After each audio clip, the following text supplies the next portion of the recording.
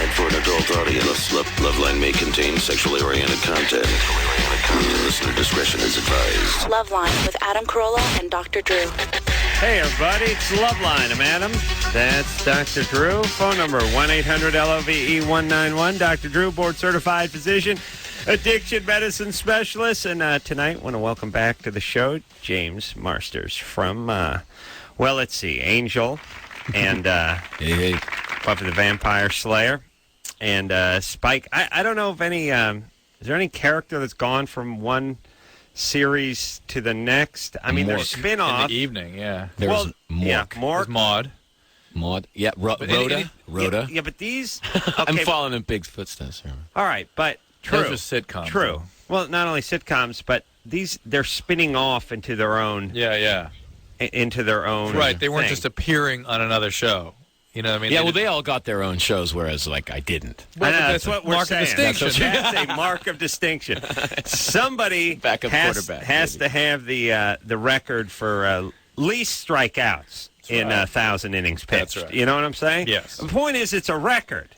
That's what I'm saying. I got Drew. something. It's better Yeah. being the second most in anything. Right. Well. But by the Or way, second. who the hell would have guessed that you'd be doing, Spike and doing a character on one network and on one TV show, and then sort of slide into another TV show? I absolutely never thought. I thought that I was going to come down here and work really hard and humiliate myself for a little tiny bit amount of money and then leave and go back to theater. I never saw this coming at all. So the run, the Spike run, are we on year 7 or something? Yeah. What year are we on? Yeah. 7. Year 7? 7, yeah.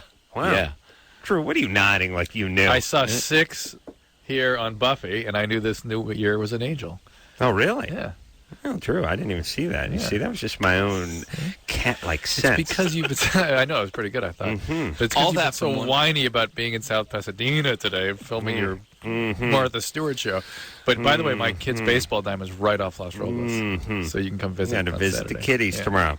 Saturday. You're working with Martha, huh? I was... this goddamn television. I'm hosting something for ABC that's not airing for a month, and we won't get into it yet because we got to talk about Angel. But the 2 one-hour specials about sort of crowning the next Martha Stewart, book deals and so on and so forth. So I'm at the beginning, and I'm like, well, what should we do at the top? Well, this is the heir apparent to Martha Stewart. No, we can't mention her name. We cannot. We can't bring her name up. It's, we talked to the lawyers. We're not be able to bring her name up. I said, all right. Well, what if we do this? As you know, there's quite a void to be filled in this particular, a particular someone is having some trouble, and there's some mighty big shoes to fill. No, we can't allude. We can't allude to her. How good are her lawyers, man? I'm like, Wow. what? Well, first off, are we doing the then? whole reason alluding was invented was so you could allude. You understand? I mean, the essence of alluding is nullified by not being able to allude. Yes, there's no... Alluding was invented because you could not mention the yes. other thing. Now we're going to have to allude to the alluders? I mean, what do we... I'm like... And by the way, isn't the show an allusion to her? Isn't alluding just by virtue of what you're doing? All I'm saying is I'm like going, I'm not going to say we need to fill the shoes of the smelly skank who may possibly do some time for, RICO Act No, or you want something. to be just respectful. Just saying, yes, the Queen. The Queen has stepped down. She's Gilded advocated Sheet. the throne, and now we're going to need someone else to step up and take the scepter. No. Can you say No. Arthur May Urzday or something? Yeah. Arthur You can May. only do the pig Latin, Martha Stewart. So it was fantastic. And, me, it's like, I'm always like this. I start arguing for 10 seconds, and then it's like, let's just move forward here. Let's cut our losses. When do we get paid? What's going on? Anyway, it was good times over there in Drew's hometown of Pasadena. Angel is on Wednesday nights, 9 o'clock on the WB. Yeah. And watch, because they've been kicking our butts for the last 4 episodes of the season are good. Oh, yeah? But we paid a price, yeah. Now, the last episode is May 19th. So that's and now let's see. I'm reading here that we're going. What's up? Are they taking the show off the air? Yeah, they totally are, man. They cancel us. Yeah. Oh, really? Yeah. But we got to start a letter writing campaign, right? They did. They had people. Some people were driving around with a billboard downtown. Wow. They were selling chocolate bars. What? NPR Trying to raise money? did a thing on it. They Really? did like a segment on Save the Angel on Morning Edition. Well, it has That's something. it. Our dear friend Seth MacFarlane, who does the Family Guy, Oh, yeah. He got back on had the air a because show that was on for a couple of seasons, got moved around a lot, got booted off, and then the fans sort of brought it back, and now they're going back to work on it. Yeah. Well, they're already talking about other like movies and television movies and stuff with the characters and stuff. So the thing's not dead at all. But sorry, right in the mind. Oh. Yeah, they're already talking about other projects with the characters, and but I think for right now the Angel series is going to be gone. Well, then what's next for James? Well, I'm going to shave my head. Yeah. That's step one. And then I have to get to know people as an American with brown hair. Yeah. And my manager thinks I'm going to be a big leading man star, and he wants me to do that. And I think I might try that, but I also think I might just be a character actor. You've been your hair is almost looks the consistency of mine, Drew. Yeah, I was just going to say, I've got exactly like your That's very frightening. And I'm going to do just like your hair, just cut it real short. Wow. Because what else do you do? It's big and bushy or short? You can get work as a superhero called Brillo Head. I was called in high school. Oh man, mine was Monkey. Oh, I'd really? take Brillo Head in a second. Yeah, I don't know how old you are, James, but if you're anywhere close to my age, yeah, I'm probably older than. we had feathered hair was all the rage when I was in junior high. about it? Yeah, sure. I'm 42. So, yeah, you remember. Yeah, I remember Yeah. feathered hair. I wanted that so bad. Right. I used to comb my hair like for hours. Adam did this. Oh man, The comb over. it's like I used to think if I could find the right brush or the right comb, that would be I used to mail order for these weird brushes. Oh, my God, were we sick in those days. Oh, Think of what they did to kids in the 70s. They destroyed them. Let me tell you who, basically, my hair. I looked like, remember the principal in room 222? So there was a character actor, had hair that just looked like you would pull one off and it would snap like a twig, you know? I mean, when you take curly, thick, nappy Sicilian hair and you try to comb it, it looks like kindling. And by the way, what was the like matter a with the bird people nest that on your cut head. hair in those days? Why didn't they just say, hey, just this?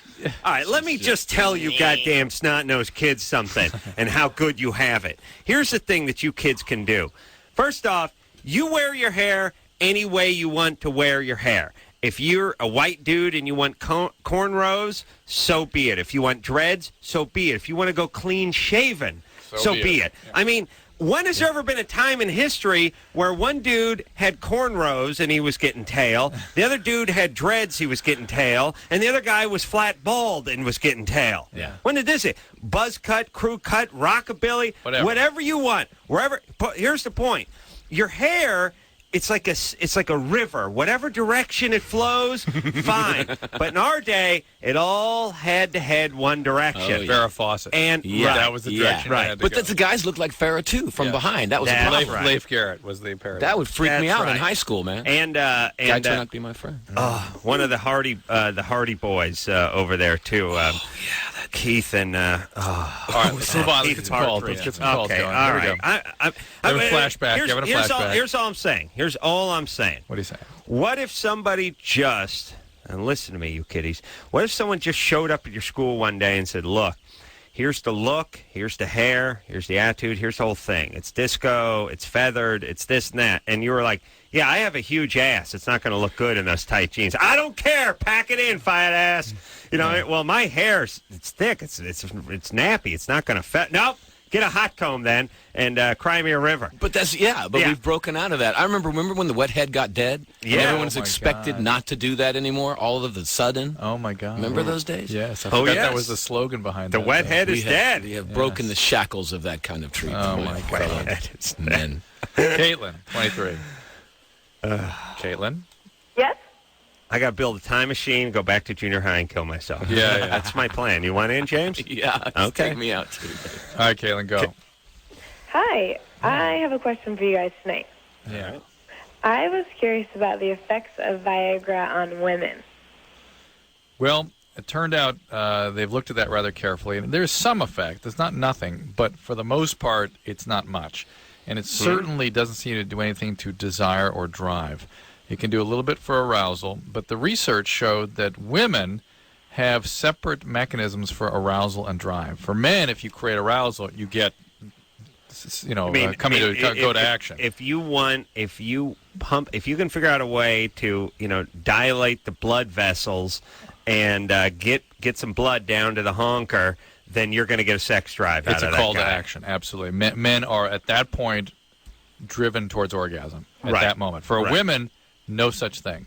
No such thing. They, in fact, don't even have drive. They'll have some arousal. They'll describe arousal, but they won't have any interest in sex. But isn't that interesting? But hold on a second.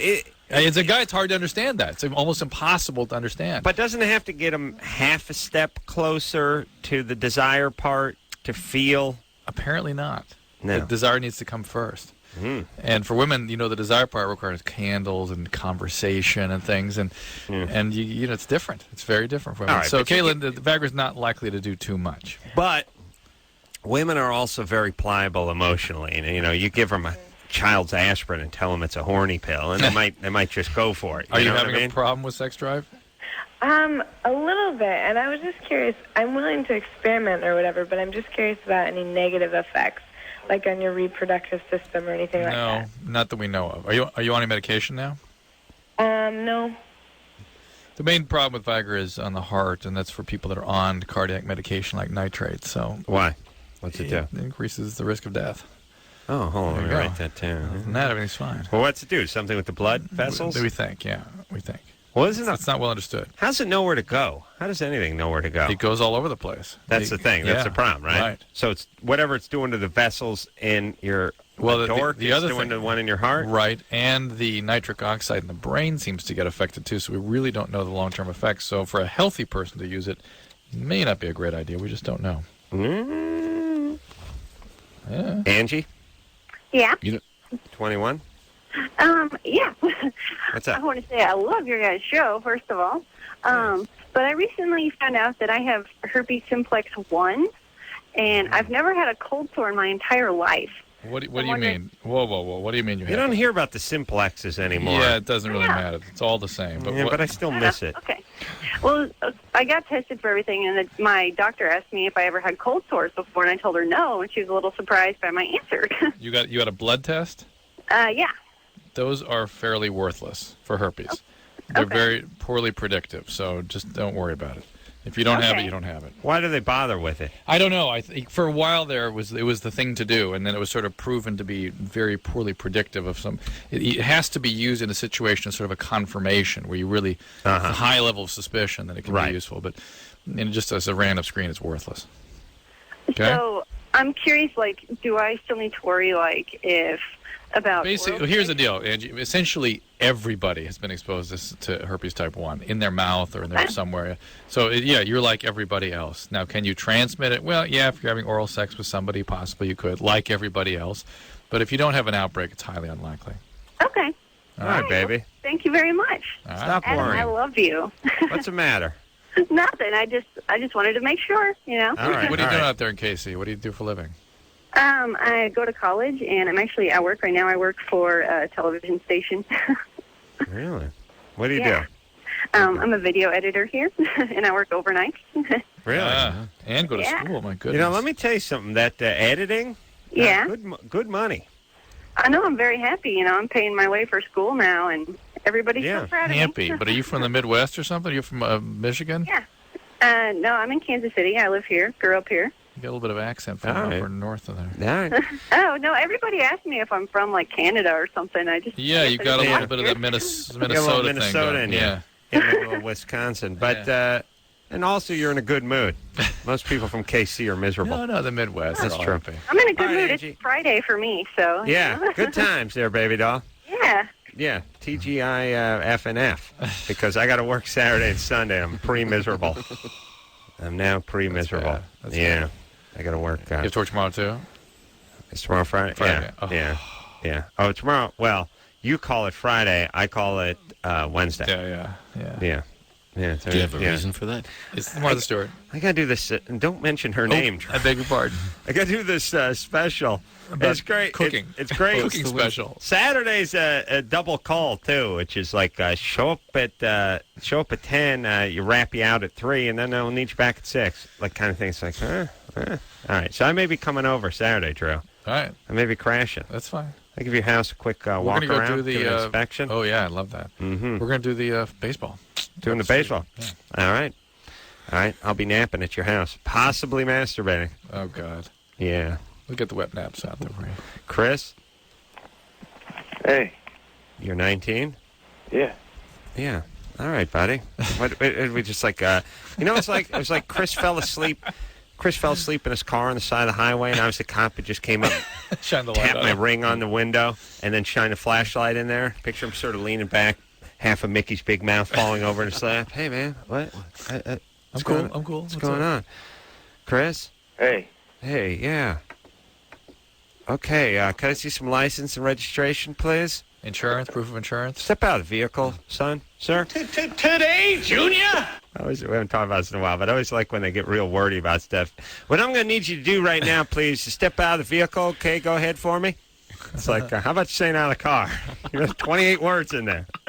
All right, at this point in time, what I'm going to need you to do, and I'm going to like you to do and ask you to do, require you to do, is actually reach into your pocket, pull out your wallet, take the license from the said wallet, and hand it to me, please. It's like, how about you saying, how about your license? All right, I'm going to need you to right now, what I'm going to need you to do for me, I wonder what goes on at cop school that they, That's the payoff for the long hours and the low pay. They get to do that. They get to string that out a little bit. That's so the moment. I think it's a tick, it's a twitch, it's a nervous thing. And also, they're afraid you're going to pull a gun and kill them. Right. So they got that thing going on too. Because it's like when they go, well, how many beers did you have, son? And you're like, well, now, officer. Do you mean today? Or funny story. Yeah. Yeah, it's the equivalent of that. Yeah. You never go 9. It's always, What I'm going to need you to do for me right now, sir, is please step out of the vehicle, okay, right now. It's always like, if I was, looking at the officer's handbook, I'd be looking at that going, all right, let's cut this, cut that. But how much of that is just up. plain old anxiety?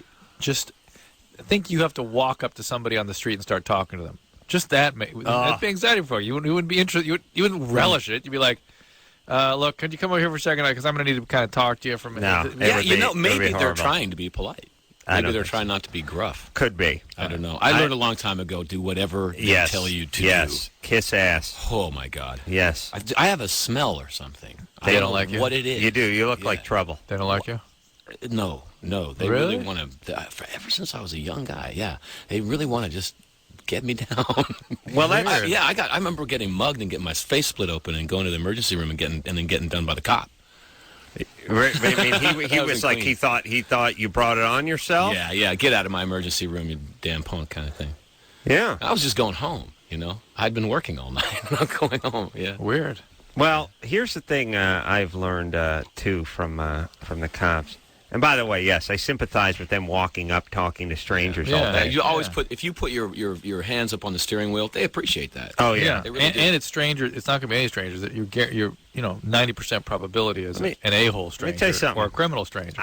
I take it a step farther. I will actually, when they tell me to get out of the car, take the wheel with me. I will not lift my hands off the wheel. I just crawl out the window, keep my hands on the wheel. I put my ass out the window. Yeah.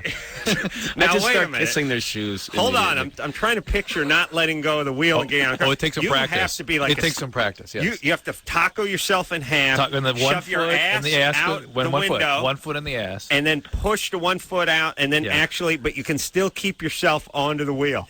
Yes, it makes them very happy to keep your hands on the wheel. They ask for that. Interesting. So I feel like an idiot taking the wheel off this whole time. But how do you open the drew's with your hands on the wheel? You got to disengage the airbag. Yeah, come on, just put your ass out the window. Okay, you're right. Drew's right.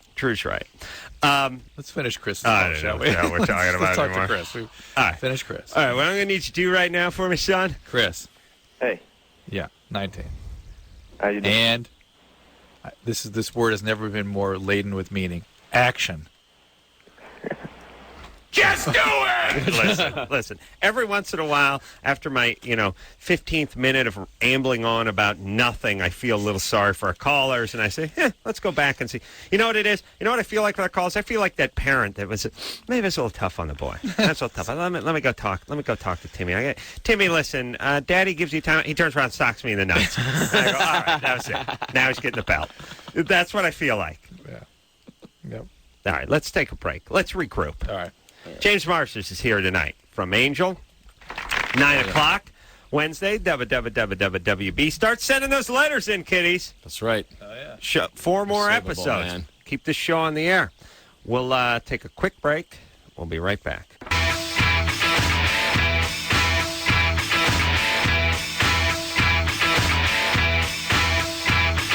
Hey, everybody, it's Loveline. I'm Adam. That's Dr. Drew. Phone number 1-800-LOVE-191. James Marsters here tonight from Angel. You know him as Spike from Angel and from Buffy the Vampire Slayer all those years. Wednesday nights, WB, 9 o'clock. James also got himself a band called Ghost of the Robot, which is going to be playing at the Knitting Factory this Saturday night. Yeah. And I was walking down Hollywood Boulevard, and I saw the Knitting Factory the other day, and I thought, wait a minute, didn't it used to be somewhere else? And why is it there? And is it the one that's on Hollywood? Yeah. And it's right underneath the Galaxy Theater, or what used to be the Galaxy Theater? Yes, I believe so, yeah. And right by this Been there like 3 wacky times. Hollywood museum that nobody seems to know about. Do you know about that, Drew? The one, I only know about that one by the Hollywood Bowl. There is a museum that's on Hollywood Boulevard. It's right down from the Chinese Theater. It's right where the Knitting Factory They got is. Godzilla outside there in neon. Yeah. You mean the Hollywood Wax Museum? Not the Wax Museum. And not the... There's a museum that has the set of Cheers on it. Wow. Yeah. Boy, that would be exciting. And It's one of the corner of by the way, Highland the set, Yeah, Hollywood and Highland. it's west of Highland. west of Highland. Yeah, about a block or whatever. Yeah. Down. It's further down than Kimmel is. It's on the Same north side of the street as Kimmel? Oh, okay. Other Yeah, side. yeah. You know, here's the thing, everybody. You know, you want to meet William Shatner. You want to see the Batmobile. You want to see the Cheers set. Always disappointing. All of it. Yeah. It's Shatner, fat and hair plugs, Batmobile. You just realize a lot of plywood and duct tape, like just orange tape and stuff. I mean, illusion. we had the Batmobile on the Man Show once. I remember Jimmy saying to me, "No way, is this the Batmobile?" I was like, he's like a 9-year-old. That's very funny. He didn't, because the rocket. Sounds like my son. Like, no way. Yeah, I mean, Wait, is this the Batmobile? The rocket's plastic. the rocket is a Quaker oatmeal, Yeah, right. container spray painted black that's duct tape onto the back of the Impala. It's not an actual rocket. Jimmy's like, no way, that's not the real one. No, it here's the thing. You take the car, you paint it black, you have it go by at 80 miles an hour, and you put a bunch of day-glow orange stickers on it. You can get away with it. It looks You can looks take a cool. close-up of it. If It's not you're even film. It was pretty TV careful. then, too. Yeah, but totally go get up on some of those, especially those mobiles, and you'll find out, first off, 3/4 of them are plywood. Like, they're just the facades and the stuff that looks like the Sharks fin. It's just a piece of CDX ply that's been spray painted silver, It's always a disaster. But I'll tell you one thing you're not going to be disappointed in. You're not going to be disappointed in James Spann at the Knitting Factory. We are actually this Saturday. humming. He has no Batmobile. No tell you way. that. We got no duct tape, man. No, he's the real we're McCoy. hitting. I got to say, we got a new album, and it's really good. Our new album is a lot better than the old one, and I think that's probably what you were hoping for when you're in the band. And You want to move that direction, baby doll. Yeah. And we've been rehearsing. I just got finished filming, and we started daily rehearsals with the band, and it's just absolutely fabulous. Well, you know what I like Especially about the band. Oh, really? Yeah. No. All right. Well, that's a good transition, Drew. Paige, Uh-huh. 21. Yeah. What's happening? Oh, nothing. Just hanging out. I was just calling to see. Oh, hi, James. Hi, Drew. Hi, Adam. Hi, hey. Well, I was just calling to find out about James' new album. When is it coming out? It'll be coming out, I imagine, next fall, early fall. We got to come back from Europe and finish it up, and then we got to master it and copy it 1,000,000 times. Oh, right on. By Sounds September. Cool. Yeah, I loved the last album a lot. It was really good. Thanks. I thought that it showed a lot of potential, but it was really rough. There was a really jerk producer on it who wouldn't let us really do what we wanted to, and it was me. Actually, because I was kind of fronting the money for it at that time, and I didn't want to spend much money. And this time we have enough money as a band to really do it right, and it just sounds great. Oh, well, that's so good. Yeah, I get it. enjoyed You won't be disappointed. Oh, right on. So yeah, I'm excited about hearing the new album then. Yeah, Right on. if you could get out. Now, you're calling from Chino? Uh-huh. How far is Chino, Drew? It's Northern California. Oh, That's yeah. what I thought. Is that where the correctional facility is? Yeah. All right. That's Chico. Oh, no. That's Chico? Chino. I thought there was a Chino, too. Chino's... All I right. confused them. I confused Chico and Chino. I think it's Chino. No, Chino, yeah, there's the Chino prison down here. It's by like Chico's what I'm Chino's thinking and of. Yeah. Diamond Bar and everywhere. Yeah, Chino. Chino, okay. Yeah. All right, baby doll. Hey, listen, maybe James and the band will get up north one of these days. No, she's down by Diamond Bar. Oh, she's Yeah. Diamond Bar Yeah, one. Chino's down there. Well, yeah. that's that one. Yeah, yeah. All right, well, get out here to the knitting factory on For Saturday. sure, Come on. Saturday night. Yeah. Yeah. We'll sure, hit. for Come sure, on down. guys. It's going to be good. Yeah, go down to Hollywood Boulevard. You see a guy in a Spider-Man outfit who has no ass. I see these guys every day because they're out front of Kimmel's show, handing out flyers and taking pictures. Listen, I understand you're not going to get a, top-name bodybuilder to, for $7 an hour to get in that outfit all day, but at least get a guy with some ass. Those guys are like, it looks like a kid wearing pajamas. Who's the guy in the Granimals out here? It's like Captain Kraft in his pants over here, like 128-pound guy, like super Man. spindly with no ass, and he's just in it. It looks like Spider-Man pajamas at a certain point. Yeah. And then the other one I saw yesterday, which was a new one I hadn't seen before. I think Jason from Friday the 13th. Oh, I think, yeah. but with a huge gut, like a fat Jason. These guys, it's funny. If they play a guy who's not fat, they're fat. If they play a guy who's big, they're skinny. They're always a little bit off. I think it would be hard to get people to do that job. I think that's a hard job. I used to it's a do tough parties gig. as Winnie the Pooh, man. Oh, That is a really? You hard talked about this job. last time you were here. Did I think. really? Yeah. It must be more traumatic than I realized. Were you a party pal? Because No, man, I lasted 2 parties. Oh, yeah? You Just did? close. Just close. Had a little dignity. Man, that's hard. That's And hard they didn't hire you. work. How dare you? They did. What now? What did you do? Because here's what people don't understand. First off, many actors in this business who never make a penny. Yeah. And you guys are listening. Think about people getting rich. You're thinking about J-Lo. These guys are, if they could pay their bills. Doing their craft and not have to temp They'd and not have to be a waiter, server, whatever, they would be ecstatic. They would sign on the dotted line. If I could go to these guys, put a little contract in front of them, and say, "Look, you're not going to be a household name. You're not going to be on a Wheaties box. They would take it a second. You get a 2-bedroom apartment over there in Sherman Oaks, and we'll pay. We'll make the payments on the Acura. Where do I sign? Yeah. Because they'd be And we'll doing take what your they soul. do. And we'll take your soul. Still sign. So one of the gigs is.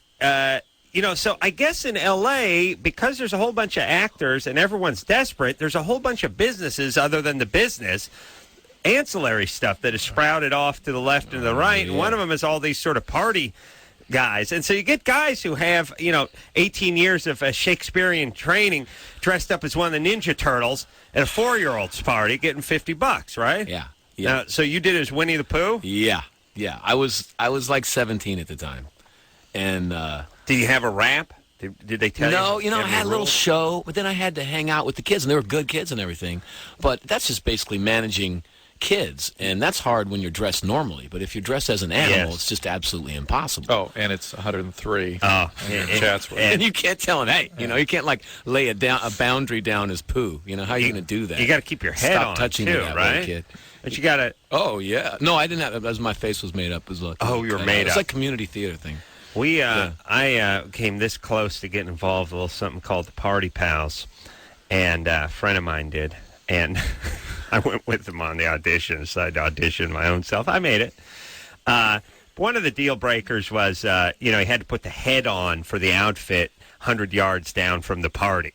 So you'd be driving your car trying to look through Fred Flintstone's styrofoam head, which, by the way, seems like could have been a lawsuit waiting to happen there. You know what I mean? Driving a motor vehicle with Fred Flintstone's head and just basically looking through a couple of pixie sticks, trying to pull the piece of S in down from the party and then hit it on foot. They couldn't see you. You couldn't see Fred Flintstone come driving up either. But outfits smelled to high heaven, of course, because there's no way to really clean those things effectively. No.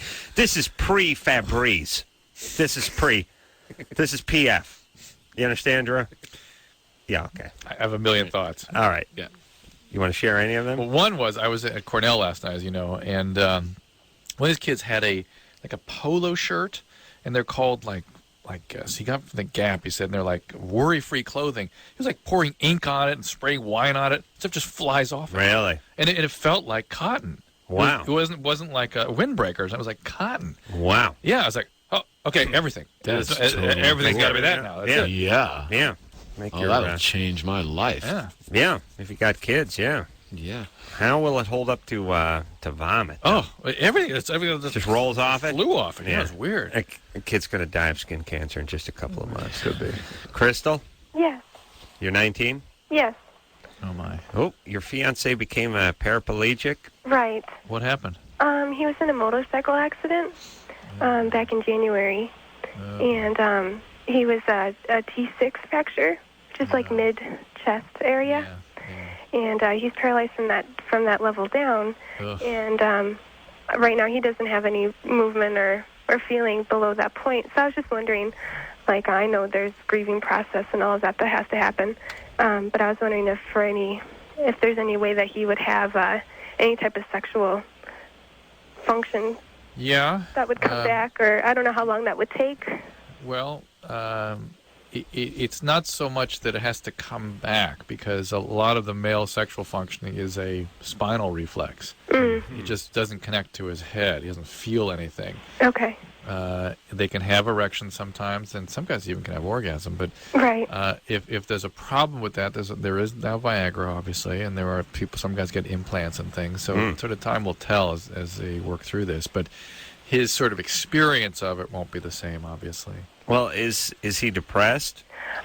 He's a little depressed, of course, but it's not actually like that as bad as I was expecting it to be.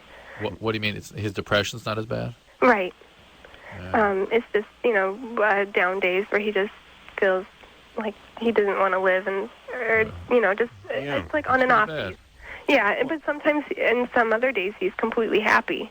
Wow. Well, first off, the beginning's got to be horrible because, A, you're dealing with this new news of not being able to use the lower half of your body. Right. And then, B, you've not learned how to function that way because you've not had to up until then. Mm-hmm. You know what I mean? Like, right. I mean, the bowel could you imagine having to learn how to read Braille at this stage of the game?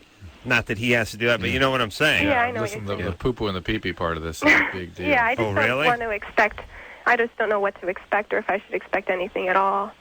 How is sexually? Yeah, why not? Okay. Try. I mean, work with him. He obviously will want to try, I'm sure. Well, plus the fact, nothing wrong with the guy's mouth, right? Right. Yeah, he'll become... yeah. You know how blind people's sense of hearing gets more acute? Go watch Coming Home, man. There's a sexy scene about that. He'll do you up like a rattlesnake with that. Actually. Okay. All right, baby doll. All right, thank you. All right, good times. Yeah. Oh my God. Well, what I'm trying to go out on a high note, Drew. Hey, it takes all kinds. Yeah, I'll tell you what. all kinds. There you go. What goes on with the poo-poo and the pee-pee and that? Well, you got to get on a bowel program. Oh, really? It doesn't really I happen. have to sign up for that. Yeah, and then the pee-pee is all variable. So many of them just wear a catheter chronically, and then they get recurrent infections, and the skin breaks down, and blah, blah, blah. All right. So we're quite a deal. They have to learn how to deal with. If I had the constant catheter, I'd be pushing for road trips. Because I could really feel good about myself. Yeah. You know what I mean? You wouldn't have to stop. Why don't we grab a kegger and let's just drive straight on through to Oregon, fellas? Yeah. Well, we're gonna need. Well, I don't need to stop. Hey, you want to use one of these? You need it? You want try Kath? Want to try one? Want to try the Kathy? You'll never go back. All right. Once you go Kath. All right. Let's take ourselves a little break. All right. I want to get a little plug in, Drew. For? Well, I got a couple of things. Uh-oh. Yeah. First, we got the, and I expect, now this is going to conflict with James's Knitting Factory gig, so I can't invite James. But down the street at the Arc Arc Light Theater is the Italian Film Festival, and Windy City Heat, the movie we produced, is going to be showing there Saturday night. So you can go to the arclight.com, whatever their webpage is, and get whatever information you need. You guys Also, are producers? me guys, meaning Jimmy, basically. Rock on. Also, Sunday, whatever that thing I hosted for Comedy Central, is that on Sunday? 2-hour special or whatever, Sunday. I don't know what time. And then these guys may be on Sunday. I haven't spoken to anybody. Promote Oh, that. look at Drew, everybody. Yeah, the Bobsey twins are going to be in here. Well, maybe the Olsen twins are coming Sunday. What do you think, Drew? I bet you they do. Wow. So here's a picture of Dr. Drew. You see this, James? There's a picture of Dr. Drew from the new Olsen twins movie. Yeah, Papa Drew. Right on, man. What can't he do? I mean, we already know he can't do radio now. Can't he act? Right. A lot of things I can't do. We're going to find out what they else are. can't he do? My God! Well, welcome to our freaky fold, my Look, motherfucker, I'm telling you. Oh, yeah. Uh-oh. Drew, You look good, man. That's a good face for film. Yeah, Drew's Yes, you can do that. He's That's- very, very easy on the eyes. That's a good very type. easy. You have nice eyes. He's Oh, he's thank you. tough. He's a bitch You on do the too. ears, but That's he's a good great, type. great on the eyes. Looking good, in right? The suit, man. Yeah, he looks Looking good in good. the suit. You could play. You could play It's a lot Dad. of things. I'm playing in the that suit. dad. He Yeah? can work. I'm the dad. He's Oh, the you're Olsen the dad? twins' dad. Rock on! I thought you were like the lawyer or something. You're the dad. No, he's their That's daddy. like a big part. Who's your daddy? Drew is. Oh man! So All you right. want to be an actor? No. No, kinda he was rough. he was No, no, no. recruited. He No, was no, no. recruited. Don't worry. Okay. Also, he'll be playing at the Troubadour Saturday night, James, about the same time your band's going on. I'm not so. going to sell any tickets, man. James Marsters is here tonight. Spike from Angel, and of course Buffy the Vampire Slayer. We'll take a quick break, and we'll be right back.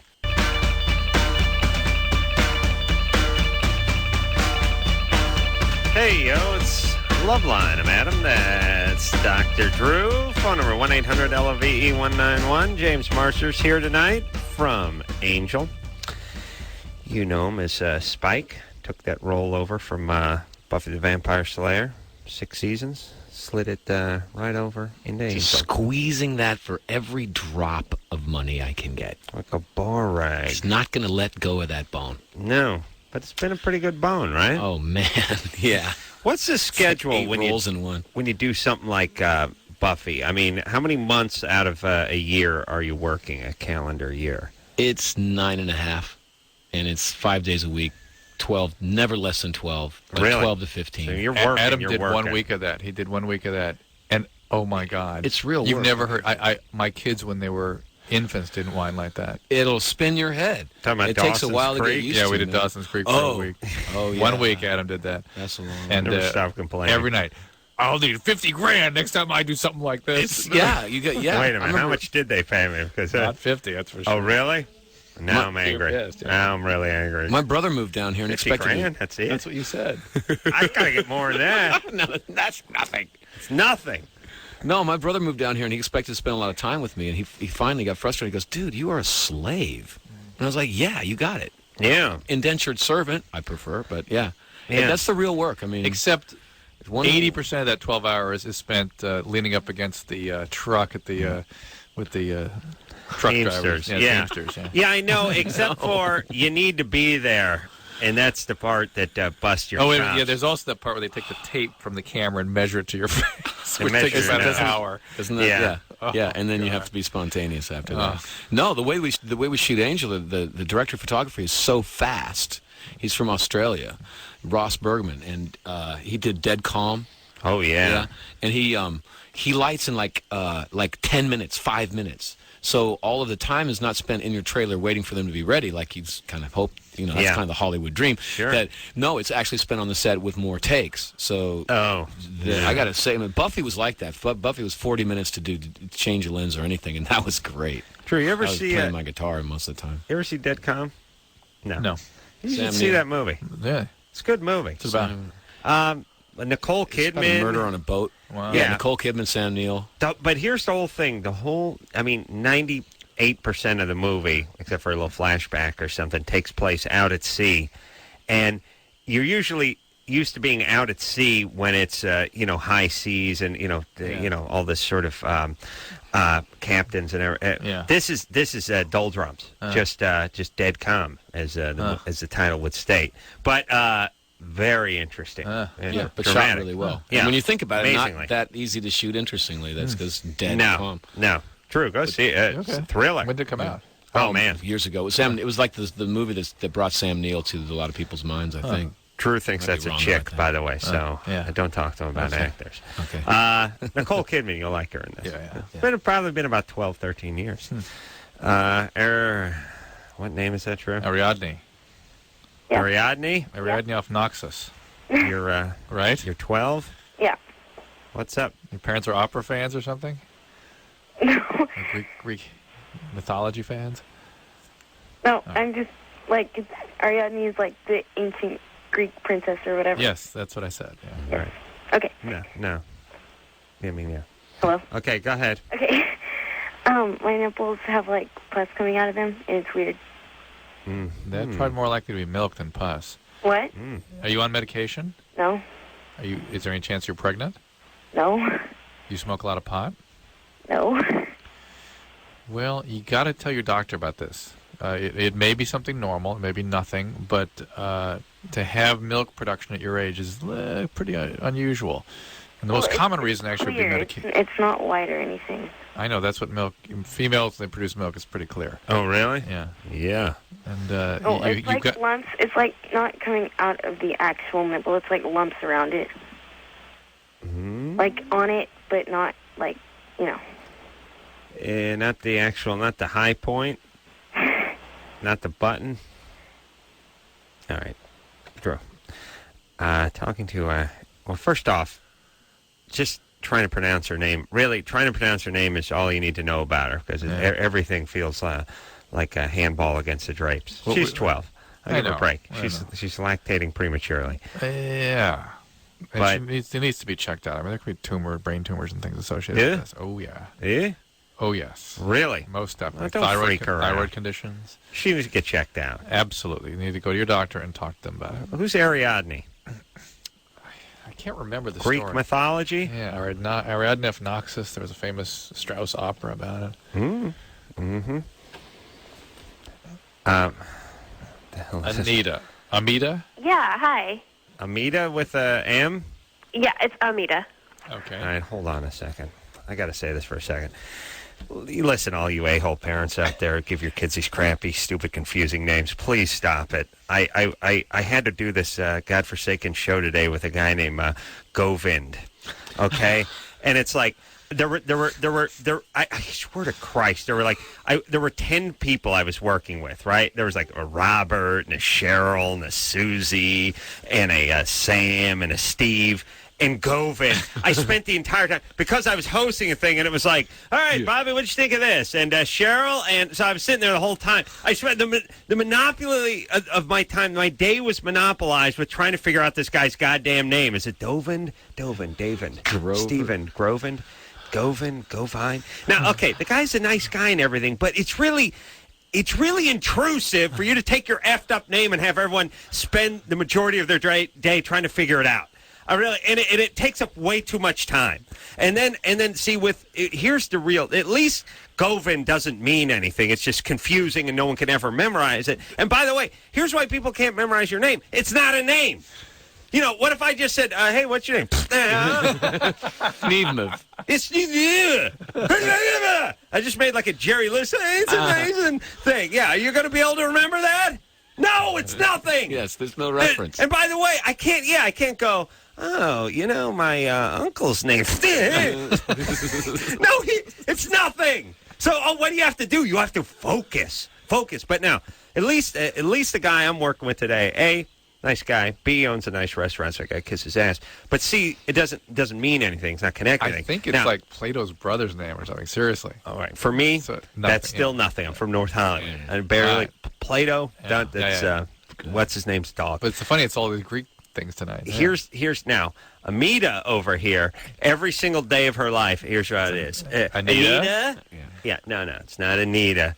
It's Amita. Think if you could take all those seconds that you wasted in your life, Amita, you and learn you'd to have speak Mandarin, Chinese, and play the guitar like Jimi Hendrix.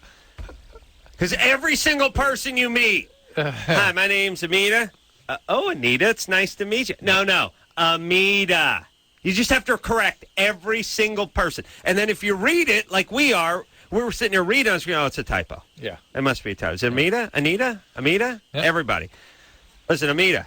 It's Amita. Thanks, guys. I've never hated my name so much in my life. Change it to Anita and kick your dad right in the nuts for me, if you would. Hold on. We got to take a break, Amita. We'll come right back in a second. Okay. Please go with Anita. Okay. Oh, no, okay. Why not? Listen, Amita, you want to be my favorite person in the world? Here's Sure. all you need to do. All you need to do is every time somebody calls you Anita, do not correct them. I usually don't, but you guys asked me how to say it. Oh, I love you. Yeah, now, if it's a guy you think you're going to spend the rest of your life with, don't correct him either. No, go ahead and correct him. But if the chick at the DMV, leave her alone. Yeah, I don't really care what people call me. I don't care. So. Good girl. Hold on. All right, I'm coming around on this Amita. James Marsters here tonight from Angel. We'll take us a quick break. We'll be right back. Hey, everybody. Loveline. I'm Adam. That's Dr. Drew. Phone number 1-800-LOVE-191. James Marsters is here tonight. Yeah, and Amita. You know him as, Spike. Yeah. A lot of Spike in years. Angel, 9 o'clock on the WB. Wednesday nights. 4 more episodes coming up, and then that's it. Yep. Unless you fans get off your ever-whining asses and start writing some letters. And watch next week because it's absolutely fabulous. Angel and Spike get made into the most fabulous couples and asses for a whole hour. And it's... Huh? Yeah, we get made big fools of. Both Spike and Angel get made total fools of the whole episode, and it's really hilarious. I had fun filming it, so that's going to be really good. Amita? Oh, yeah, I'm here. All right, baby doll. What's up? 17. Okay, I'm 17. My friend started a Self-Mutilators Anonymous meeting, and there's only like 6 in the world. There's barely any. Did you hear us talking about that last night? What's that? We were talking about this last night, whether or not there was 12-step for cutting. Yeah, there's barely any. Yeah, I heard you guys talking about it for a couple of seconds, but I didn't get to listen for very long last night. All right, but did that inspire your meeting? No. No. It's been on for months now. It's been a couple months. Your friend started it. Yeah, and there's a few other meetings.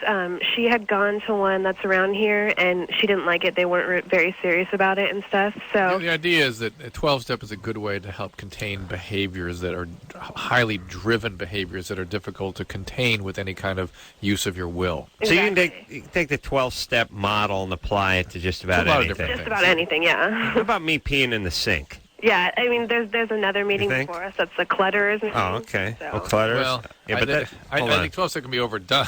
Yeah, exactly. But if people, it's I wouldn't look to it as a primary treatment for cluttering.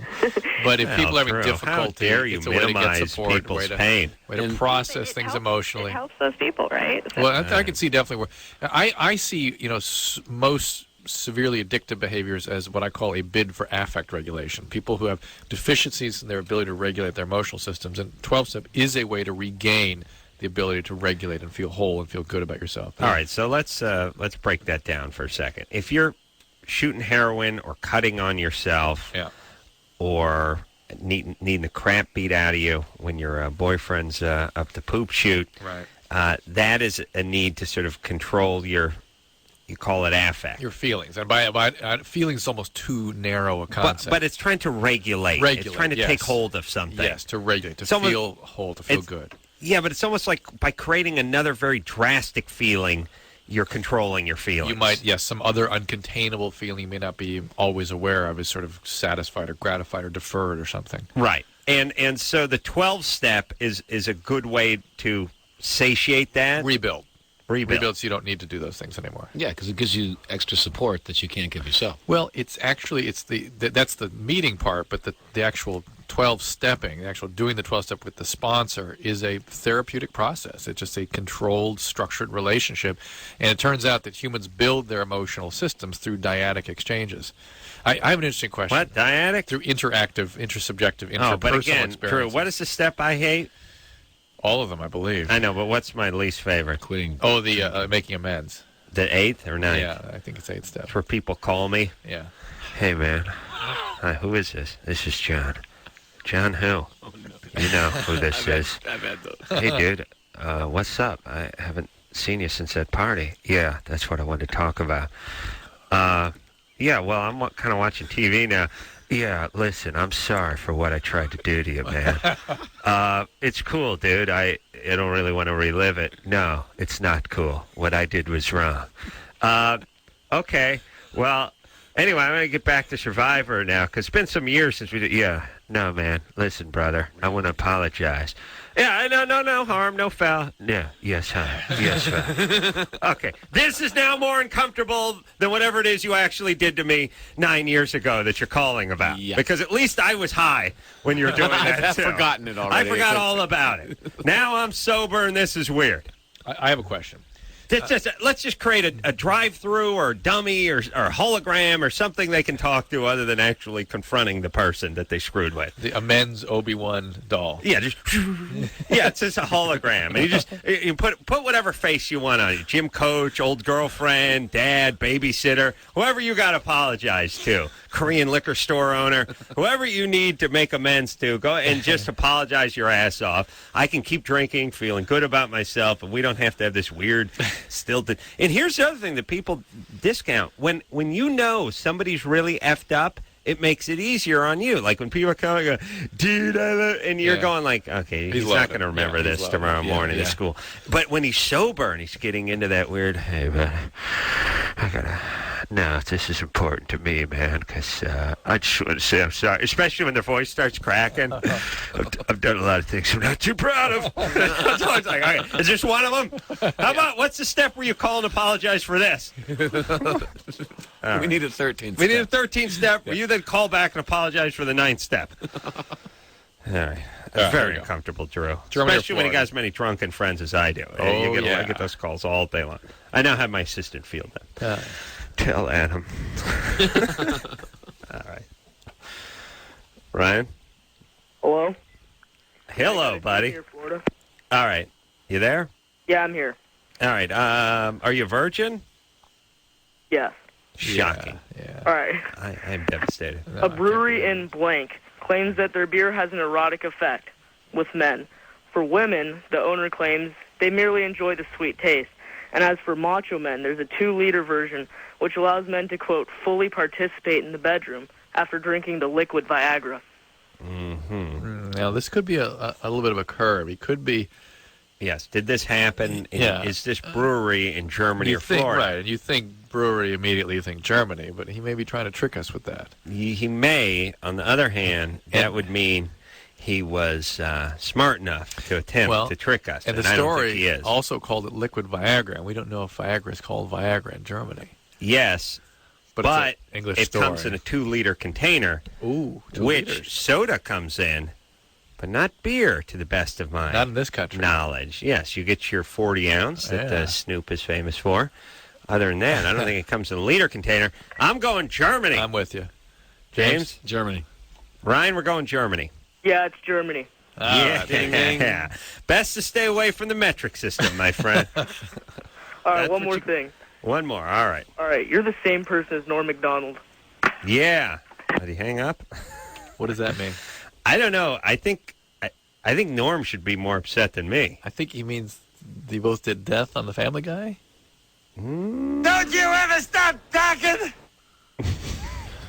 I don't know. All I know is I think Norm Macdonald. I think people confuse me with a Norm Macdonald, and they also confuse me with Gilbert Godfrey. And I'm much better with the Norm mixture. Yeah. Although Gilbert, plenty funny and everything, but quite a few inches shorter than that. I don't see the Gilbert thing. I get confused with God bless James you. Marsden all the time. Oh, Yeah. Yeah, because X-Men came out, and everyone thought I was fabulous. Thank you, man. Hey, you ride it out. Sophia, Yeah? you're 20. Yes. What's doing? I don't feel penetration whatsoever, and I was wondering if something's wrong with me. Do you have orgasm by other ways? Only from self-stimulation. Well, It may not be abnormal. There is a syndrome that some people get when they were sexually abused at a young age, particularly if the sexual abuse involved a painful experience, where they do something called dissociation. They sort of disconnect from that part of their body that was the source of their pain. Those people also tend to be prone to getting pelvic pain syndromes and quote, endometriosis, all this kind of stuff. Anything like that, Sophia? No. All right. So it may just be you. I mean, you just by not feel anything, do you mean you can't have an orgasm with intercourse, or you feel numb? I don't feel anything. So you wouldn't know the difference between being in and being out? Right, like when a guy fingers anything, I don't feel anything. There's nothing. See, that is I mean, here's the thing. If we're talking to someone and they're not having an orgasm, we hear that every night. Yeah. Being numb, I mean, really not feeling anything is cause for some alarm. Yeah, let's go a little further. Were you adopted or anything? No, I have happy family life. I'm really close to my parents. I understand, but this kind of thing, the stuff that causes this is usually very early in life, like the first couple of years. And nothing happened during those 2 years? Nothing you're aware of? No stories in the family? Or No. Okay. Well, that's just you. When did you lose your virginity? When I was 17. All right. Yeah. All right. No problems, no abuse, nothing like that. Uh-uh. Well, then But she has orgasms, and she just doesn't feel much with penetration. Run into a few Just of them in go- my day. Yeah. Pay attention to the other part. How about oral sex? How would that be treating you? I've never had oral sex, like done. Oh, it's good. Yeah. That's probably what's is. missing, I suspect. I'm a giver, not a receiver.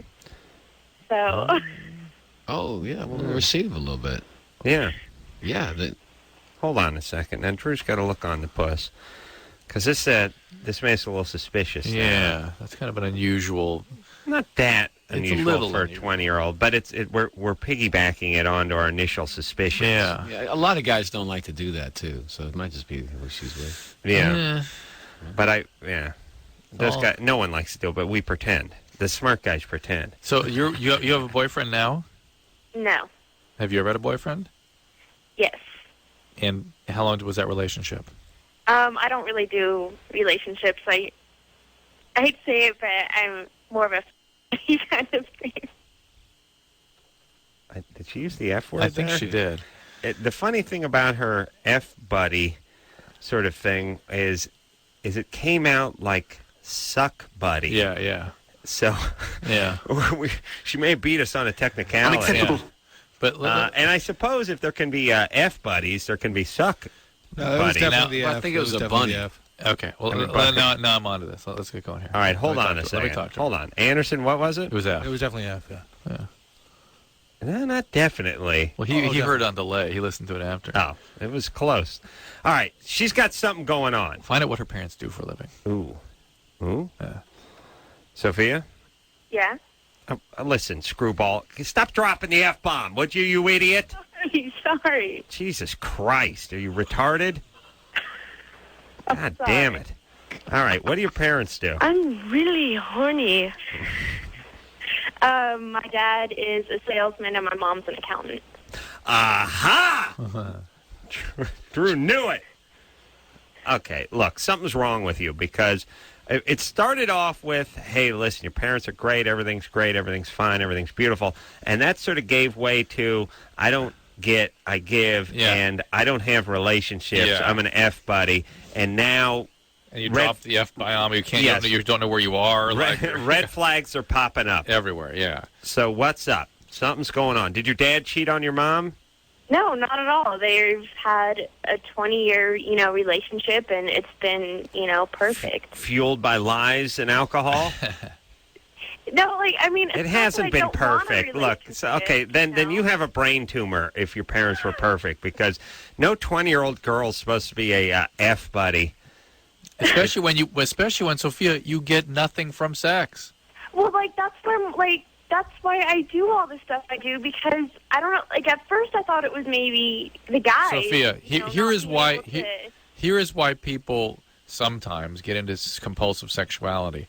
They feel empty. It's the only way they feel whole, and they get no satisfaction out of it, but they have to keep doing it compulsively, and that is a sign of trauma. And that's sort of what you're telling us here, that something like that, that's sort of in you, that you have to keep doing it, but you can't be intimate, which is really what ultimately that's a bid for. You can't do that, so you have to keep trying to fill the void with these... I'm playing a different angle. Big gal? No. Not a big ass, huh? No. No? Okay. Now something's really up. All right, listen, Sophia. I don't know what... We're just adding up the score. What's wrong with you, but emotionally something is up. Yeah, and that's the thing. If something happened when you were really young, you may not have any would have covered it up. Yeah, and it may just be implicitly left behind in your brain mechanisms and now manifesting as behaviors that you can't seem to understand or get a handle on or be... Well, let's just assume everything was fine and dandy. Why don't you get yourself a relationship and start feeling that out?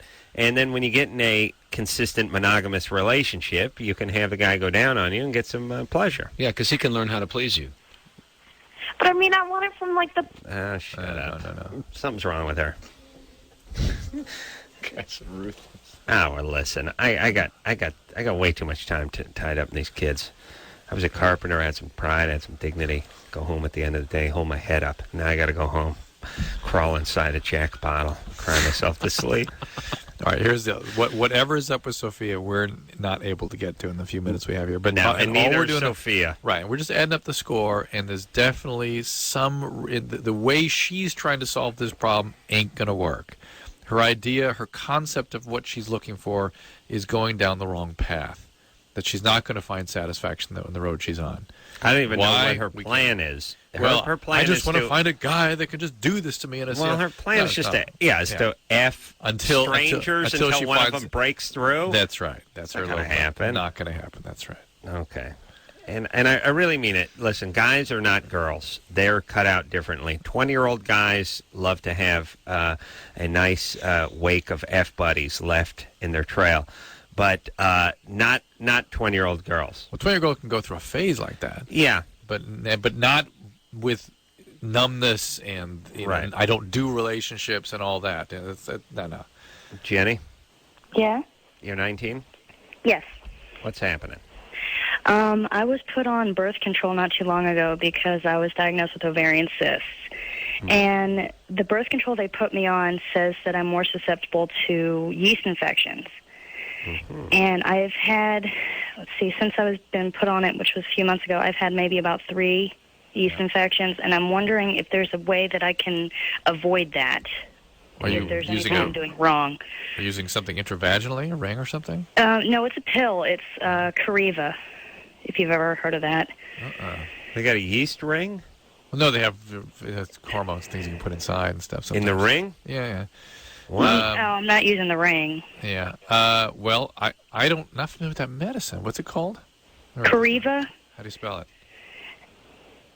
it? Kariva. Okay, I'll go look up, see what that is. I guarantee Drew comes back and goes, "Oh, that's then you're gonna be angry." I'm gonna be angry. Mm-hmm. Yeah, that I didn't know what the real name was. No, you will have known it. Oh, really? Something's gonna happen. Yeah, you'll know what it is. But be that as it may, you could just keep using the creams over the counter. That's all you can do. If you have something that's causing recurrent yeast infections and you've chosen to take that medicine, that's a potential side effect. There you go. Yeah, the last one I had, though, was extreme. They put me on a pill, diflucan.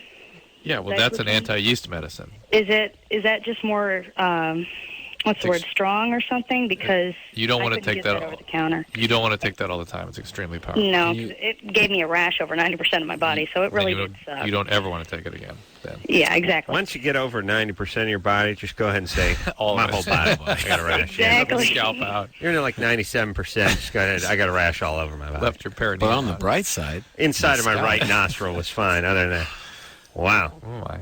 But you could explore other birth control if that's really given. Let me look at your. Well, you talk to James. Here's a question for James while I look this up. It's uncomfortable, me and James here alone. I'll be right here. I got to be honest with you. Drew, please. All right, look it up. Wow. So, James. Hey, man. Hey. How you doing over there? Hey, man? it's great to have you back on the program. Oh, I noticed that Chris was looking at all the pictures of the Olsen twins here.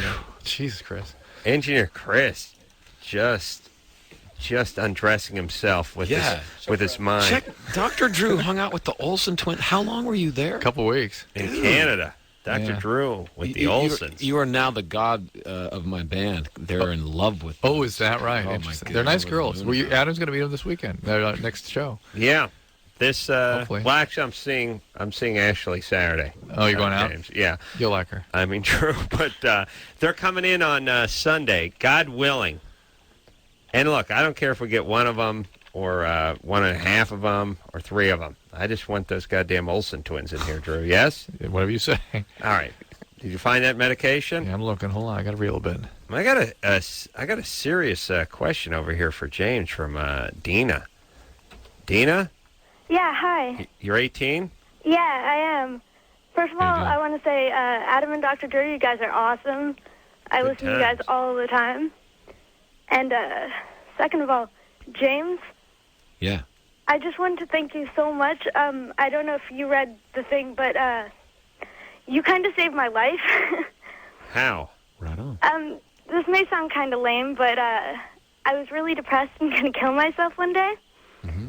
And I happened to have Buffy on in the background. And it was a musical. Uh-huh. And so, James, when you said that one line, it was, life's not a song, life isn't bliss, life is just this, it's living. You'll get along. The pain that you feel only can heal by living. I realized that I shouldn't kill myself. Wow. Right on. That's So I've been trying to actually talk to you for a while. I went to the Ghost of the Robot concert when you were in San Francisco at the Great American Music Hall. And tried to talk to you then, but you were kind of like it's just in a and crazy out. situation. Wow. Yeah, there's just a lot of people around at that point. When, But when you're rocking, you know what I mean? You don't got time. Yeah. But man, I'm a part of a very large group that tells stories, and we really do think that we're talking about real things, and that makes me really happy that it gave you the little extra bit that you needed at that day. Hey, you got a decent voice too, Dina. Thank you. Yeah, you do any singing? No, actually, my parents have always said I had a good voice, but a couple of my friends have made fun of me for my voice before. Yeah. I don't know if they were just kidding or if I actually have a crappy voice, but I guess not. Yeah, Thank you. You have a good voice. All right. Yeah, see you at karaoke. Yeah. Good times, baby doll. Yeah. Yeah, or get onto a radio show where you can be like a morning DJ. You got one of those voices. Yeah. You know, those pepper All right, so you haven't killed yourself. Maybe I can come be a guest on Loveline. You want to be a guest on Loveline? Sure, why not? Listen, I got to tell you something. If we put everyone who thought about killing themselves but didn't on the show, we would we'd have several thousand guests a night. Yes, Drew? Yes. Drew is locked into that computer now. Not finding anything, buddy? It's not popping right out of me here. It's funny. It's here, but it's hard to find information on I it. got a story that's pretty close to Dina's over here. When I was 18, I heard the song Man-Eater by Hall & Oates and tried to kill myself. I actually tried to drive the car off the cliff. And then I realized I could just shut the radio by turning the knob. At first, I thought I was just going to ram the car. Or Spirit in the Night by Manfred Mann. Remember that? Oh, yeah. Yeah, that was a lot of bad stuff going on down there. Dude, You know what I was thinking about the other day? A song that blew Big Chode. Yeah, is Dirty Laundry. Kick 'em when they're up. Kick 'em when they're down. Kick 'em when they're up. Kick 'em when they're down. Once in a while, I don't know which Eagle's responsible for that piece. Henley. That's Don. Yeah. Yeah. So it's really it's one of the Eagles creating a seagull crap. It's basically, ironically, but once in a while I walk down the halls here and into the 93.1. Hear it pipe down the studio here, the classic oldie station up the hall, and I hear that song, and I want to just put an explosive vest onto me like a Shiite and extremist, and just go into the studio and take everyone out. There were good songs that year too. You know? Oh, that Dirty Laundry song just makes me want to. A combination between wanting to just vomit and attack somebody, like some program director that got too much blow put in front of him. Let me just say that. The sad truth is that there's people that's their favorite song. That's the sad I mean, kind of frustrating part of it. I know, people, but okay, let me just say this. Let me say that, Drew, stop looking that thing up. I'm done with you with that. That's over already. Time for a break, isn't it? I'm saying something important. I need you to focus on me over here. Yes, sir. Let me explain something. People are stupid. They really are. Look, if you hit them long enough and hard enough with just about anything, you can get people involved with it. That doesn't mean it's good. That just means their brains are malleable. Yeah. If you take a god-awful song like Dirty Laundry, a flaming turd of a piece of ass of song, and ram it up people's ass long enough, eventually they'll like it. They'll like it like Mom's familiar cooking. Yeah, they'll have memories attached to it in the first place. They'll They have just have prom kiss memories or attached to it. It becomes like the Pete Ellis Dodge theme song. I sing it. I don't even know. I know all the words to Dirty Laundry. Yeah. That song sucks ass. Yeah, we have memories connected to it, too, because it's been forced down our throats. I would like to sue the program directors, Don Henley. I'd like to sue anyone of the engineer, anyone involved with that song. I want my life back. I love your passion for music, man. You should be a musician. I don't like good music. I only hate bad music. That's my passion. My passion is for songs like Man-Eater and Dirty Laundry that we've had forced up our ass, and then people try to defend. They're like, "Oh, that was a good song." Yeah, Hall & Oates. Jesus Christ, the band is revered. They write songs like Family Man. Yeah. Think about those songs and how badly they blew, everybody. But they had so many hits. Please, the Eagles, please, enough with you guys. Didn't you retire already and all that crap and your solo crap? Here's the thing, too. Eagles, 3 good songs, 30 horrible one pretty good songs. album. Yeah, one pretty. Hotel California was That's okay. it. All right. I could go on for an hour and a half. Drew's still over there, transfixed by the computer. The boys of the all right. We'll take a quick break. We'll be right back.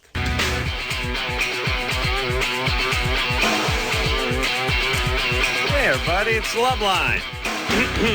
I'm Adam. That's Dr. Drew over there, James Marsters. From, you know him as Spike from Buffy, and now from Angel.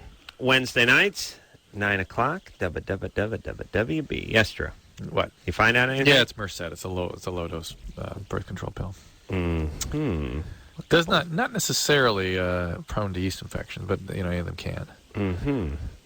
Saw The Darkness on Kimmel's show the other night. How'd that go? Not great. Shocked. I'm shocked. The Darkness copped a little attitude and walked off our show on Tuesday, and then I saw him performing live, and I was curious, and I was trying to go in with an open mind. Didn't sound too great live. Were they interviewed by Jimmy or anything? No. They're too important for that, or hard to tell, but and it's tough with bands on TV. I'm going to give them that. Band plays Saturday Night Live and stuff. It's never quite as good as if when you're in the audience. But talked to a few folks over at the show and said, was it just me or did Darkness kind of sound a little bit sucky on Wednesday night? And they were like, yeah, not great. So I thought, oh, good. I wouldn't think it would be what the record company would want is a band walking off a show like this. Who cares? It's amazing how many people, even in normal clubs, will do pre-recorded stuff for their lead vocal, and will be absolutely cheating. I've been playing clubs around everywhere. I've been amazed by how much cheating there is. That's weird. Well, yeah. I'm like, dude, it's such a ripoff. By the way, I don't know, but if you're going to see a live concert, I mean, there's all kinds of rules, like if you're doing a game show. You know what I mean? And it's like, well, wait a minute. It's just a TV show. No. There are very strict rules if you're playing a game show. To me, if you're going to see a live concert... It should be, as they say, not pre-recorded. And the band pre-records things. I was watching some of the Britney Spears special on HBO or whatever the other week. And there was this whole scene where I was watching the whole thing and I was like, it looks like she's lip-syncing half this stuff. And then there was a part where she sprinted up a huge flight of stairs and got to stop. Now, here's the thing. Try singing and sprinting up 28 stairs simultaneously with your skipping every other step and see if it doesn't make your voice go... just a little bit, and then get to the top and hit the high note without microphone 2 inches in your mouth. You got one mic up the tuchai and the others up your nostril, and you're sprinting up a long flight of stairs, and there's not an ounce of breath or whatever to it. It's like, and I thought to myself, I was more angry at the bad choreography than I was at the lip syncing. Like I was like, look, do not put yourself in a dunk tank. Yeah, you know what I mean? it's so like, obvious. Like, and you're they're going to lip sync. Don't run in place and do Tai Bo. Let the background people do all that phonetic dancing so that you can sing. Right. But they have computers where if you go off the note of the melody, it will kick in the pre-recorded melody until you get back on track. Ah, really? Oh, it's just obscene. True, we got to get one of those for the show. Absolutely. Every time you say something you wish you didn't say, stupid, it just kicks in. Carolla's telling another high school football story. It just slides in. Wow. Drew's about to punch the mic again. Or maybe we just put sort of an electrical shock device in our seats. No, if we start getting no, on I track, like this one much better. Yeah, you can't sprint up a bunch of stairs and singing all the while and never hear it in your voice with the mic 3/4 of an inch from your mouth. No way. All right. And you do, by the way, when people are singing, you hear them, doing but that's the the fun of it, is that they might make a mistake, actually, because it's live. That's dangerous, and that's exciting, I think. Yeah, I don't understand kids today, Drew, but what do I need them for? I just do a radio show where we talk to them. Chris? Yes. You're 21? Yes, I am. What's up? So I would imagine that at 21 years old, I would have a pretty healthy libido, right? I mean, that would be sure, so, Chris, you're right. Absolutely. And I found that the past few times that when I am in an intimate situation with a female, I don't get an erection, and I don't really feel. Like this. Said female, is it the possibility that it's like? All right. You're up in your head, Chris. Yeah, like a robot. Well, you crack a brew and maybe take a little toke off a joint. Are you nervous? That doesn't help. Are you? Are you nervous when you're with the girls? No, I mean I really enjoy being with them. So okay. All right, here's what Chris needs. I was looking to call for. Well, maybe he's doing James too much coming pot up. or too much alcohol. No. He's a clean guy. He needs a steady girl that he can work things out with and get his confidence and feel level up comfortable with. Yeah. All right. Well, I think that most guys are the same way. Most guys, really, if we're honest about it, I mean, we can go and do the stud thing and have sex with a stranger, but we really enjoy it much more when you get to know somebody. Yeah. Am I wrong about that? We just don't admit it because we don't want to say that's the macho thing, is not to say that, but it's kind of normal. Well, look, what it is there's a point where you're getting to know somebody and you're feeling comfortable. It's new and you're comfortable. Mm-hmm. So here's the problem. Either it's new and it's great, but you're uncomfortable, or it's comfortable and it's old. Yeah. There's this sort of part where they cross, usually about week 5. Men actually have a biological drive for diversity. Yeah. And new. Tell your You want the chicken story? Old lady listening? Yeah, tell the story. Tell the chicken story. Something called the Coolidge effect that affects Drew all effed mammals. a bunch of chickens in the cooler. After our 43rd president. Yes, it's after the president back in the turn of the century. And basically, the federal government used to maintain farms. And they used to take the president around once a year to inspect the farms. And this President Coolidge came around. And he and his wife were inspecting the farm. They separated. And they were going through the farms. And the farmer took Mrs. Coolidge over the chicken coop and held up his prize rooster and said, Mrs. Coolidge, understand this is our prize rooster. He copulates at least 100 times a day. The farmer was very proud. And Mrs. Coolidge looks at the rooster and says, Monsieur, please be sure to point that out to the president. So now she goes on about her business, and now the president comes along, and now the farmer is still proud but a little more subdued about things, and he goes, Mr. Coolidge, your wife asked me please to point out that this is our prize rooster, and he copulates at least 100 times a day, at which point the president said, with the same chicken? No, with 100 different chickens. Thank you, Calvin. Yeah. All right. God, yes. Drew, and let me say this. Drew's only good story. Yeah. No, I mean, that's a winner for you. It's a winner. Yeah, it's good. It's good. Yeah. Lots of mileage. No, I hear it. I hear it only about once every 14, 15 months, and I enjoy it. Well, I got to say that. People are too quick to do that. Oh, I've heard this one. No, I always enjoy it when Drew tells that one. I do. If you have discipline in every 14 months, then... Yeah. If it dropped down to a year, I think... it'd be too much. It'd be trouble. Yeah. Too much. All right, so who the hell? What the hell? Who the hell? It's 5. Yeah. He's got to, Chris. Oh, yeah. I think Chris? he's got to work it out with somebody. Yeah, guys need that chick they can get. Here it is. This is the chick you take your shower with. your first shower with. You know what I mean? Is it the fart? You walk around naked. You break wind in front of. You try a few different positions in front of. This is you have sex in a weird place, or you get a little oral on the road. This is the one you work all that stuff out with. Yeah. That's what you need. Now, once you do that with one chick and you kind of work it all out, you know where the buttons are. then you know where everything is. How old should a couple be when they're getting that workout one in? Should the guy or the girl or whoever? I think. Ooh, James is 17. No, I was going to say it usually works out 17 this to way. 22 is the range. You have that relationship. You have that girlfriend boyfriend in high school. Maybe you do it a couple times, but it doesn't. It's not experimental. It's just you're lucky to be doing anything. You don't. That's the one where you're lucky to be going off the 3-meter board. You might as well just do a cannonball. You don't want to get any triple pike half twist crap, right? Somewhere around 19 or 20, it's time to start experimenting.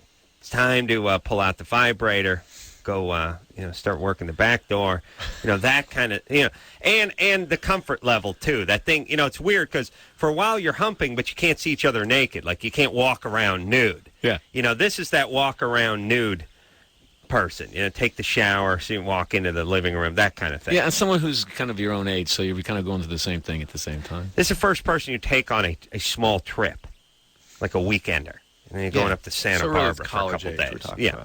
Mm-hmm. All right. Chris? Yes. You're 23? Yes, I am. What's up?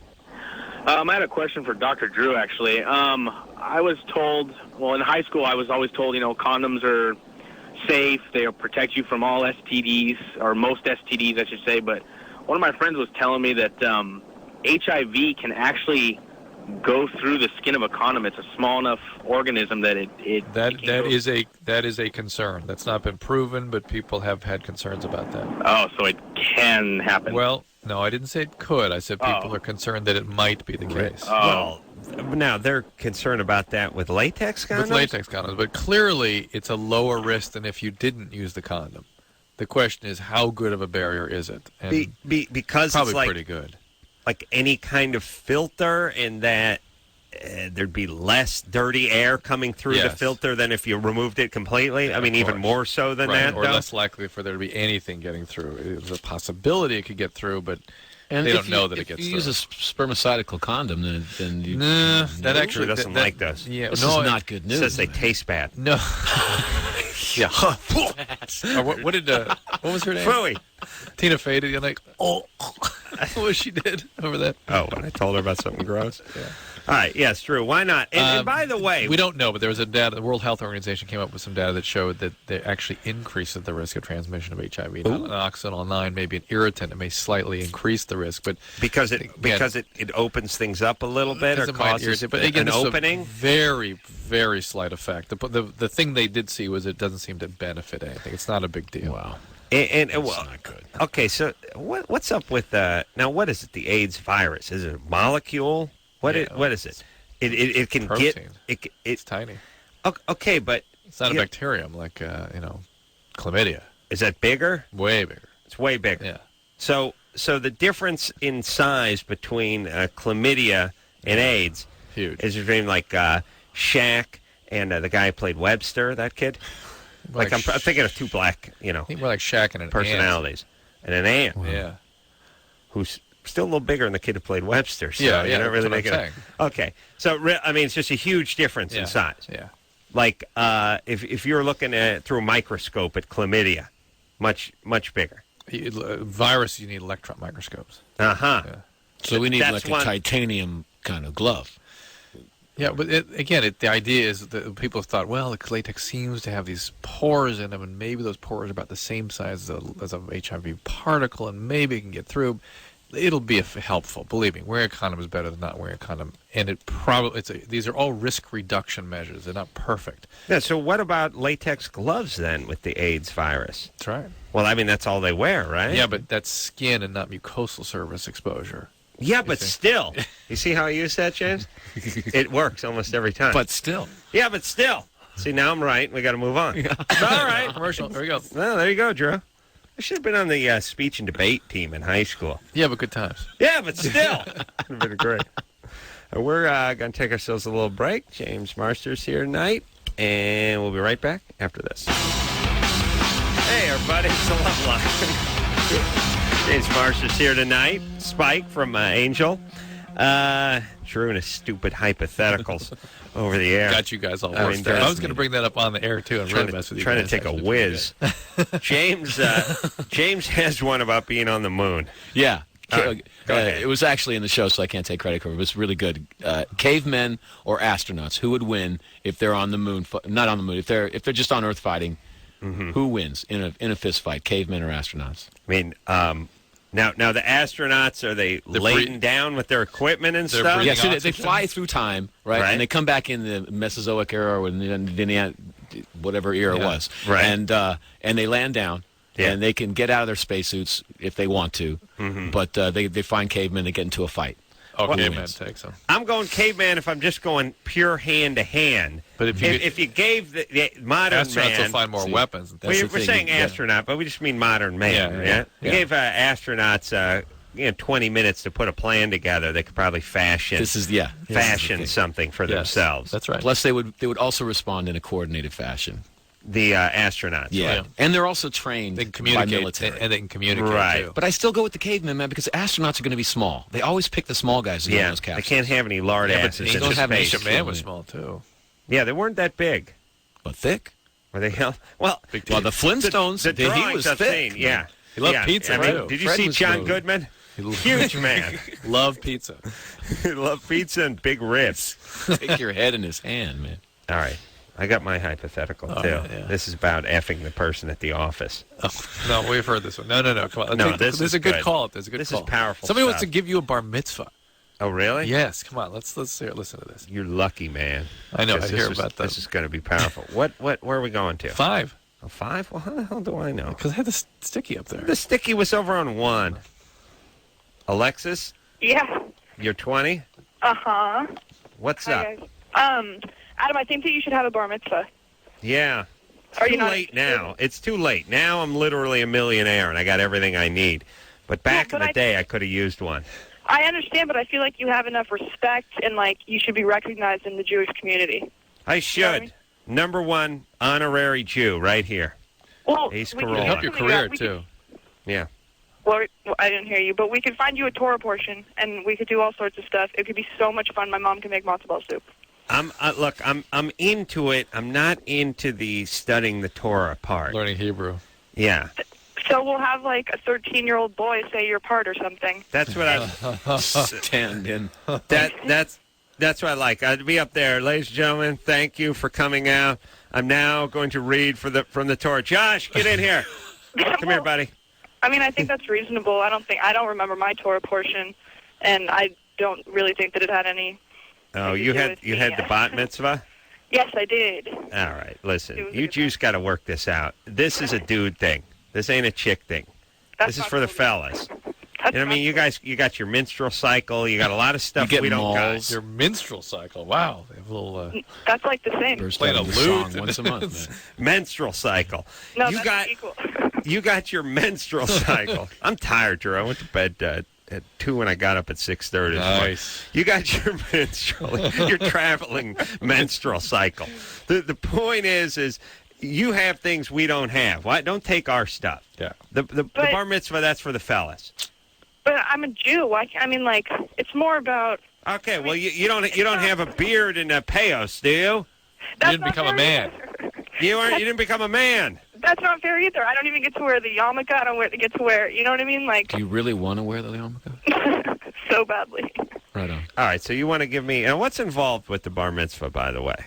Nothing. You just have to read something. Well, when's your birthday? I know it's coming up sometime. You said, weren't you going to do a countdown to your birthday? Yeah. Or maybe that wasn't you. But you were going to be recognized for your birthday and be really excited about it. But you just find a Torah portion, something that was written in the Torah around your birthday. Oh, really? That's how it works? Yeah, whatever they would read on that Saturday, depending on their schedule. In L.A., things get a little booked up, so you might have to read something for a few weeks after, but that's the way it goes.